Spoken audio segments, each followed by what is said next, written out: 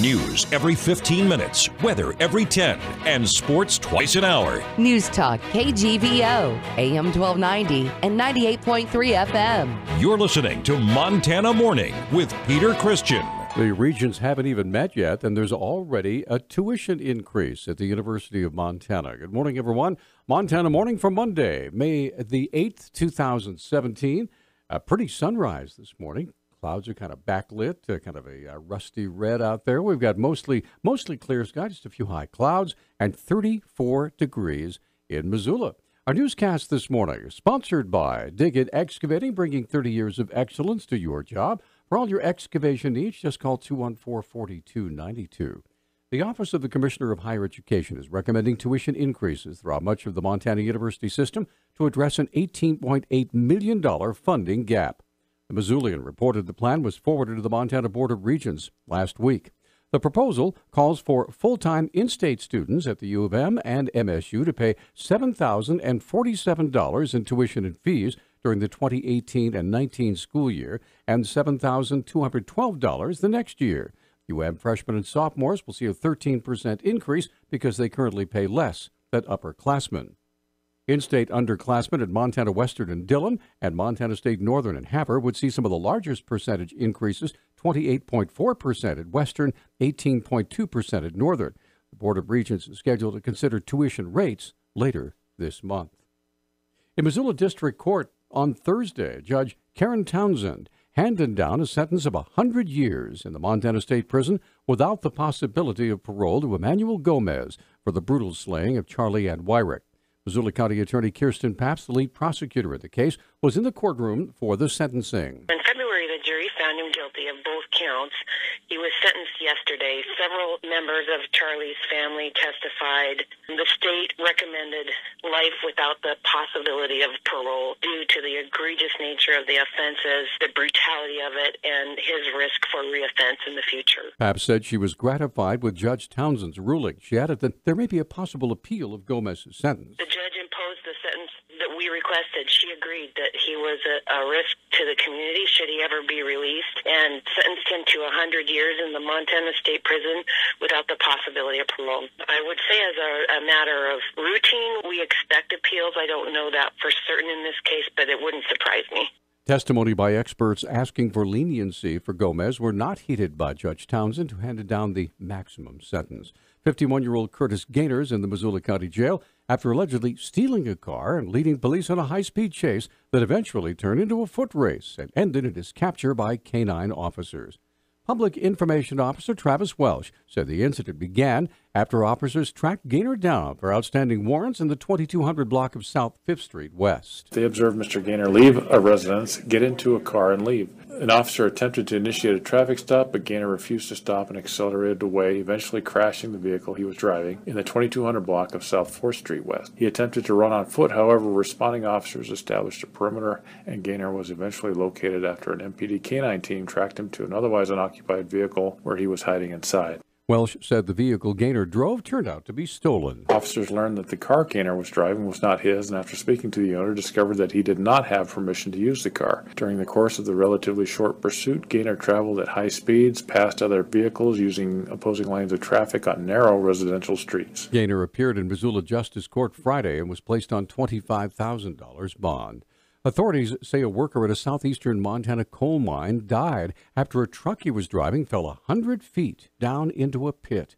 The Billings Gazette reports the man was killed Saturday at the Rosebud mine outside Coalstrip. The man's name was not immediately released. Federal officials are investigating. No one else was in the truck, described as a large dump truck. The man was pronounced dead at the scene. A mine rescue crew rappelled down into the pit to recover the body. The mine owner, Westmoreland Coal Company of Englewood, Colorado, said operations have been suspended in that part of the mine. Novel legislative maneuvers rarely make headlines. They're difficult to explain and often don't amount to much, but the tricks of the trade were on display at the Montana legislature this year. House Appropriations Chairwoman Nancy Ballance was carefully eyeing a long list of bills over the weekend. She said they decided to wait until the end of the session to prevent Governor Bullock from using his amendatory veto, like he did to try to resurrect the mail-in only ballot bill. More than 250 bills were held till the very last minute because the governor, while we're in session, can do what's called an amendatory veto, where he can basically amend the entire bill to be something very different than what we intended. So we held on to those because once we leave town, he can't do that. So it was a little bit tricky that way.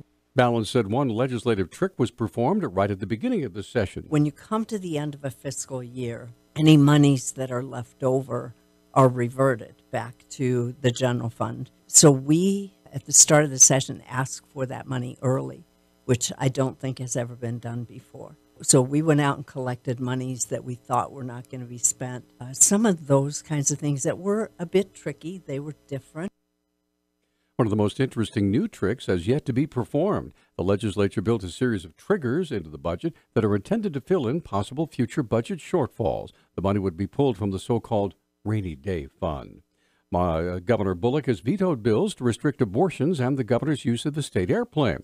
Those are two of the 14 bills Bullock vetoed last week. He signed an additional 62 bills passed by the Republican-led legislature. Legislation by Republican Senator Keith Regier would have outlawed most abortions after 20 weeks of pregnancy. Bullock wrote the measure goes against Supreme Court rulings that give women access to abortions to protect their lives and health. A bill by Republican Representative Brad Sheeta would have required governors to fully reimburse the state for its use of aircraft for campaign-related activities and a complete ban on state plane flights to campaign events 60 days before an election. Bullock said the bill aims to curtail the governor's movement, and his office already has a reimbursement policy. Tennessee will soon tax motorists more to fill their tanks, so will California, Indiana, and Montana. Lawmakers across the U.S. have approved new proposals this year to pay for transportation improvements, including tax hikes, vehicle fee increases, and bond packages. 2/3 of all states have stepped up highway funding over the past 5 years. Second graders from Mrs. Campbell's class at Hawthorne School got to experience what court is like from many different aspects. On Friday morning in Missoula Justice Court, Justice of the Peace Landy Holloway took the students through the process that grown-ups can find very intimidating, that of being a defendant, a witness, a prosecuting or defense attorney, or even a juror inside a real courtroom. The court does represent the judicial branch. Now, can somebody tell me what the judicial branch does? What it does is that there's all the judges are part of the judicial branch, and at the top of the judicial branch is the Supreme Court. You're right. So the judicial branch enforces and upholds the law. Now, keep in mind, that's a second grader, folks. Wow.